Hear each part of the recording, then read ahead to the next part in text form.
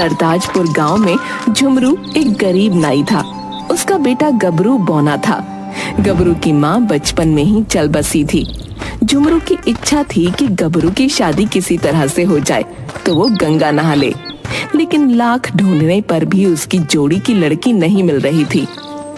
एक दिन शाम को झुमरू जगिया बेवड़ा के साथ बैठा था। अबे झुमरू, वह जब देखो मुंह बनाया रहता है। अरे बनाना है तो मेरा मूड बनाना। चल इसी बात पर बैठकर पौवा पीते हैं, चल। देख जगिया, मैं गबरू की शादी के बारे में सोचकर परेशान हूँ और तू मस्खरी कर रहा है। अबे बस इतनी सी बात, अबे हो जाएगी शादी, उसमें क्या है। लेकिन पहले गबरू से पूछ ले, कहीं वो पहले से किसी को दिल ना दे बैठा हो। क्या मजाक करते हो यार, उस बौने को अपना दिल कौन लड़की देगी। तो ठीक है, जल्दी से तू एक खंबा मंगा, मैं गबरू के लिए लड़की के बारे में सोचता हूँ।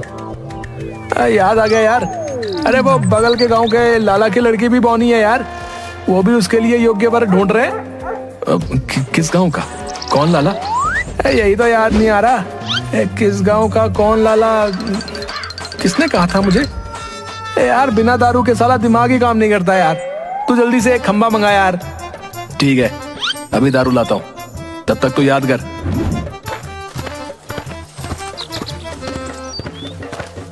झुमरू जगिया को तुरंत एक बोतल दारू की लाकर देता है। ये ले जगिया, इसे पियो और जल्दी से बता कि किस गांव के लाला की बेटी को बौने लड़के की तलाश है।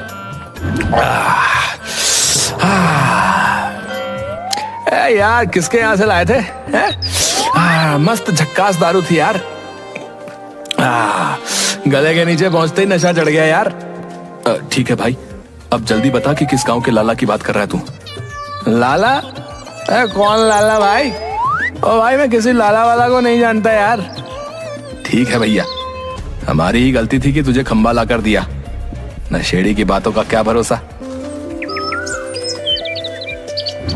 गांव का बेईमान आदमी बिलुआ एक दिन किसी काम से शहर गया था।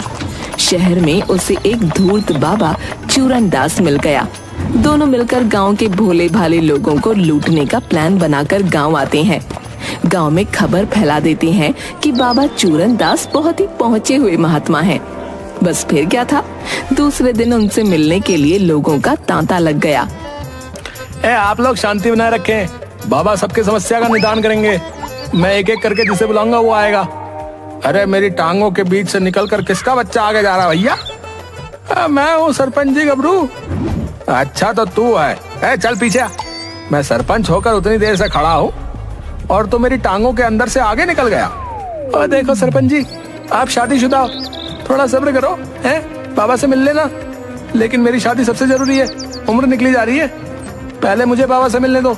अबे गबरू पीछे जाओ, तुमसे आगे सरपंच चाचा थे। बिलवा भाई, तू तो मेरा सहपाठी रहा है, तू तो मेरी शादी ना होने का मर्म समझता है यार। ठीक है, शुक्र कर कि सरपंच जी है, अगर कोई दूसरा रहता तो तुम्हें कभी आगे नहीं आने देता। चुनाव में वोट ही नहीं देना, समझे? लेकिन ये गलत है। वैसे भी गांव का सरपंच होने के नाते मैं बाबा से पहले मिलूंगा। जाने दीजिए चाचा, बहुत दुखी है बेचारा। इसके सब साथी जो हैं अपने अपने बच्चों के बर्थडे में बुलाकर इससे ताली बजवाते हैं। सोचो कैसा महसूस होता होगा। और चुनाव भी तो नजदीक है। बिलुआ पहले जाकर चूरनदास को गबरू के बारे में एक कागज पर लिखकर थमा देता है। अलख निरंजन, बाबा बजाता है डमरू, मेरी बात कान खोल के सुन ले गबरू। वाह महाराज वाह, बिना पूछे ही मेरा नाम बता दिया आपने। आपने साबित कर दिया कि आप बहुत पहुंचे हुए फकीर हो। मत कर मेरी प्रशंसा, ऐसी बातें सुनने का हो गया हूँ आदी। सबके बच्चे खेल रहे हैं पर नहीं हुई तेरी शादी। जितना दुख था झेल लिया, अब और नहीं दुख झेलेगा। अगले साल तेरे आंगन में भी तेरा अपना बच्चा खेलेगा। गबरू सीधा चूरनदास का पैर पकड़ साष्टांग प्रणाम करता हुआ कहता है, मिल गए, मुझे असली महात्मा मिल गए। बाबा, मैं तब तक आपके पैर नहीं छोड़ूंगा जब तक मेरी शादी की खबर नहीं मिल जाती। अरे छोड़, ते दूसरे लोगों का भी कल्याण करना है। और सुन, तेरी शादी में राहु केतु का ग्रहण लगा है, उसके लिए यज्ञ करना होगा। जाकर 50,000 रुपए का इंतजाम कर। महाराज, उतना पैसा नहीं है हमारे पास, सच पूछो तो एक साथ इतना पैसा सपने में भी नहीं देखा है। मत बन तू अनजान, तेरे पास है अपना मकान, बेच डाल सारा सामान और करा ला कन्यादान। बिलुआ से मिल, वो दे देगा तुझे ज्ञान। बिलुआ कोने में ले जाकर गबरू को कुछ समझाता है, फिर चूरन दास को एक पर्चा देकर सरपंच को बुलाता है। प्रणाम बाबा। कलाबाजी में लंगूर, लोमड़ी के खट्टे अंगूर। स्वागत है सरताजपुर का सरपंच चतुर। आप तो अंतर्यामी है महाराज, अब आपसे क्या छुपा है। तोल मोल के बोल, बंद कर दे कुछ दिन काम सब झोल। चालाकियां अपनी तुरंत कर दे बंद, चुनाव में इस बार सामने है हुकुमचंद। बिल्कुल सही महाराज, एक एक वाक्य सत्य है। कोई उपाय बताएं बाबा कि विरोधी जीत ना पाए। मैं अपने पद से हटना नहीं चाहता। तेरा शनि है उखड़ा, 7.5 का है दुखड़ा। ग्रह नक्षत्र की है बिगड़ी चाल, सब सुधर जाएंगे बस निकालना पड़ेगा माल। महाराज जी, मुझे किसी भी तरह चुनाव जीतना है, चाहे पैसा पानी की तरह ही क्यों ना बहे। तुम पानी की तरह पैसे बहाओ, मैं चलूंगा ऐसा दांव कि जीत जाओगे चुनाव। चतुर सिंह लगभग अपनी आधी संपत्ति चूरन दास को दे देता है। इधर गबरू भी अपने मकान पर ऋण उठाकर बाबा चूरन दास को लाकर दे देता है।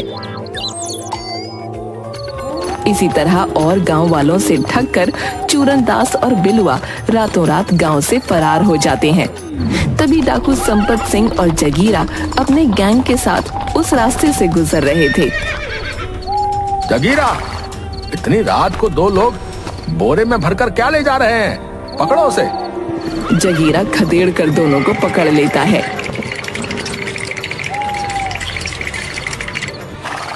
सरदार, हमने कुछ नहीं किया है, गांव वाले अपने मन से हमें ये संपत्ति दान किए हैं।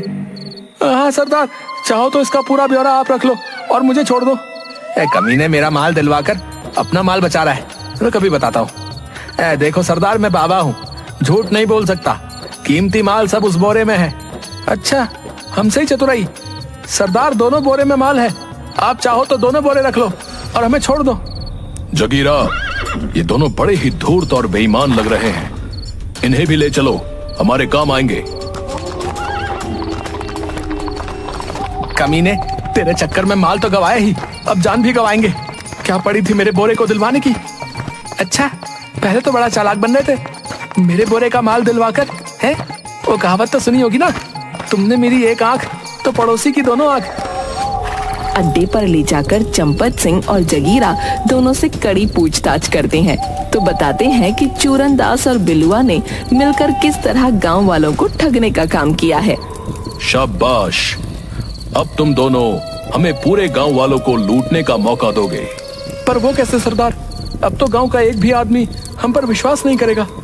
गबरू की शादी की संभावना बन रही है। सरदार, हमें एक दुल्हन की जरूरत है। क्या बकते हो बाबा, इस उम्र में शादी करोगे? शुभा देता है, पक्का धूर्त हो बे। उस्ताद, दुल्हन मुझे नहीं, दुल्हन गबरू को चाहिए। चूरन दास डाकू चंपत सिंह को गबरू की शादी और बारातियों के लूटने का सारा प्लान बताता है। प्लान के मुताबिक चूरन दास और बिलुआ दोनों सुबह सुबह ही सरताजपुर लौट आते हैं। अभी वे दोनों गांव में घुसे ही थे कि अचानक पीछे से गबरू आ जाता है। आ गए, तुम दोनों आ गए, मेरी दुल्हनिया कहाँ है? अबे इस तरह कोई टोकता है क्या? हैं? डरा दिया तूने। एक तो अंधेरा, ऊपर से बौना, सारा कलेजा बाहर आ गया। अबे वाने, रात भर सोया भी या नहीं है? बेचैन आत्मा, हमें तो चैन से रहने दे। बिल्लू भाई, तुमने वो गाना तो सुना होगा ना, अब है नींद किसे, अब है चैन कहाँ है? बताओ ना, तुम दोनों मेरी दुल्हन ढूंढने गए थे है ना? हाँ, तेरे लिए दुल्हन देख कर आ रहे हैं। 3 दिन में अगर पैसे का इंतजाम नहीं हुआ ना, तो वो दूसरे लड़के से शादी कर लेगी। नहीं, ऐसा हरगिज नहीं होने दूंगा, आज ही पूरा मकान बेच दूंगा। 2 दिनों में गबरू अपने बाबूजी से जिद कर सारा मकान जमीन बेच देता है और 50,000 रुपए लाकर चूरन दास को दे देता है। तीसरे दिन गबरू की बारात में गांव के सभी आदमी बाराती बंद दुल्हन लाने जाते हैं। पिताजी, अब लेट क्यों कर रहे हो? रुको, अभी 5 बाराती बाकी है, सभी की दाढ़ी बनाकर मैं चलता हूँ, कुछ तो पैसे आ जाएंगे। अरे छोड़ो इनको, जल्दी चलो। इनकी दाढ़ी तो बनते रहेगी, लेकिन मेरी शादी नहीं हुई तो फिर कभी नहीं होगी। चुनाव नहीं रहता तो हरगिज इस पौने की बारात में नहीं जाता। गबरू मकान बेचकर सारा पैसा अपनी शादी में खर्च कर रहा था। पूरा गांव बाराती बनकर गबरू की शादी कराने चल देता है। 3 घंटे हो गए चलते चलते। और कितनी दूर है लड़की का घर? इधर तो वीरान है, गांव या बस्ती नजर ही नहीं आ रही। बस पहुंच गए उस पहाड़ी पर झाड़ियों के पीछे। भाई हमें तो वहाँ कोई डाकुओं का अड्डा लगता है। सामने शरारती लोग भी डाकू जैसे नजर आ रहे हैं। अरे सरपंच जी, आप क्यों डर रहे हैं? वो देखो, सज धज के घूंघट में दुल्हन बैठी है। भाई मुझे तो अपनी दारू की महक आ रही है। मेरे लिए तो ये बहुत ही अच्छी जगह लग रही है। बस कोई 1-2 खंबा उपलब्ध करवा देता तो मजा आ जाता। आइए आइए, आप लोगों का स्वागत है। सभी लोग आ गए या कुछ बाकी हैं? शरबत पीजिए। बेवड़ों के लिए विलायती दारू की भी व्यवस्था है, जी भरकर पियो। साला, एक झुमरू को छोड़कर पूरा गांव ही शराबी है। शराब वाली लाइन में सभी लगे। अरे झुमरू, तू इधर क्यों आ गया? शरबत उधर है। मालूम है, लेकिन इतने दिन बाद गबरू की शादी हो रही है, इस खुशी में हम छक कर पियेंगे। थोड़ी देर बाद चलो भाई लोग, आशा करते हैं कि सभी ने जलपान कर लिया होगा। जगीरा, इन सभी को अब रस्सी से बांध दो। सरताजपुर वासियों, तुम सारे लोगों का हमने अपहरण कर लिया है। मेरा आदमी जाएगा और तुम लोगों के बदले फिरौती लेकर आएगा। सरदार मुझे छोड़ दो, मैं तुम्हें माला माल कर दूंगा। उस्ताद, मेरे घर पर आदमी मत भेजना, मैं यहीं खुश हूँ। जो भी कहो, दारू 1 नंबर की है। आहा। तुरंत जगीरा सरताजपुर जाकर सभी के घर से फिरौती के बदले में पैसे और गहने जेवर बोरी में भरकर ले आते हैं।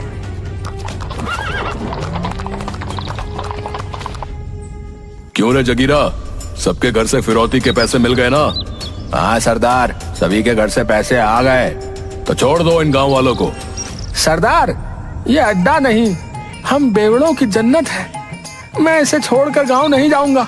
सरदार, माँ बाप, मैं भी गांव नहीं जाना चाहता। जगिया को तो पौवा चाहिए, तुम्हें क्या चाहिए? हमें पौवा नहीं, हमें आश्रय चाहिए। मैंने चूरनदास के साथ पूरे गांव को लूटा है। अगर मैं गांव गया तो सब मिलकर मुझे कूट देंगे। मैं बिना दुल्हन के नहीं जाऊंगा। ठीक है, कालू मदारी, अपनी बेटी को गबरू के साथ विदा कर दो। जा बेटी जा, अब गबरू तेरा मालिक है। अब तुझे उसी के इशारों पर नाचना पड़ेगा। लाल चुनरिया ओढ़ी दुल्हन गबरू के साथ चल देती है।